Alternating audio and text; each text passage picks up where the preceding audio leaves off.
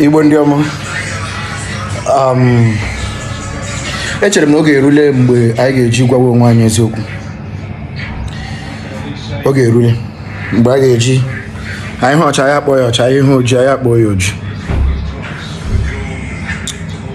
From the video ilere ugbu a, echere m na eziokwu onye Igbo ọbụla ga-agwa onwe ya wụ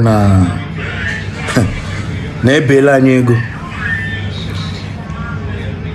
Ebeele ndị Igbo ego, ebeele ndị Igbo ego from onye ukwu na onye nta,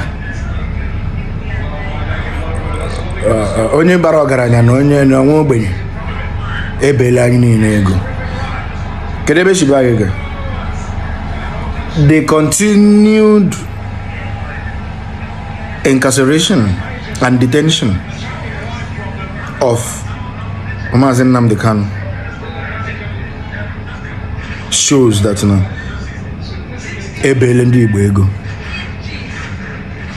Because ọ bụrụ na asị gbuo dike ma mgbe ihe eji dike emeruru achọwa dike na egbuzie dike n'ọgụ ụlọ, ịmarala nọ. Ndị Igbo ibe m, ihe awụ okwu mkparị amụ, mụ awụkwu dị onye na-eme ihe ejije nke mkparị amụ.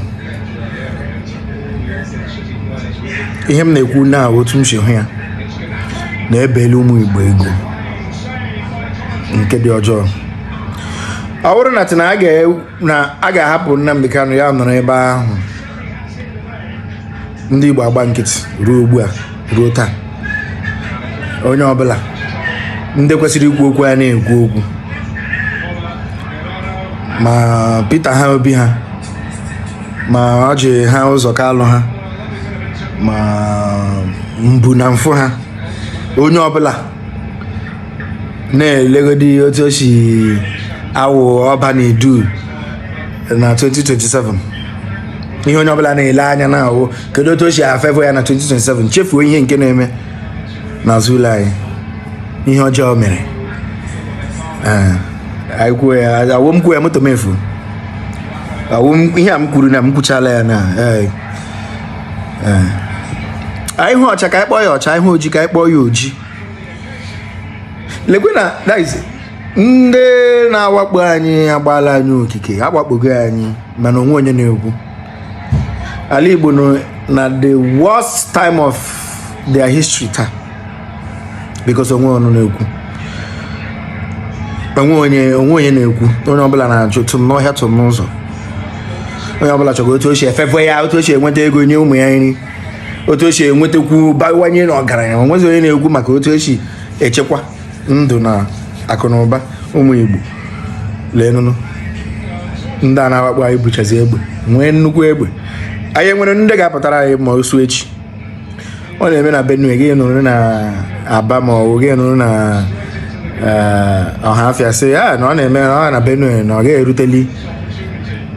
Ama m ihe ịhụ na iji ekwu, mana ana m arịọ ụmụ Igbo, biko tetenụ n'ụra. Tetenụ n'ụra. Aga m asị gị share ya vidio a. Ilecha ya, ọ dị gị mma, ị nwere ike nye ya nwanne gị, ma ọ dịkwana gị mma gị tụfuo ya, delete ya. Anọ m na-erịọ gị arịrịọ, mana mgbe ọ kụrụ kpom, ma onye ụdụ ntị, ma onye ogwu, ma onye ishi ga-ahụ ma kwuo ma tie mkpu n'oke olu. Ekwuchala m, ọ nụrụ karịa ibe.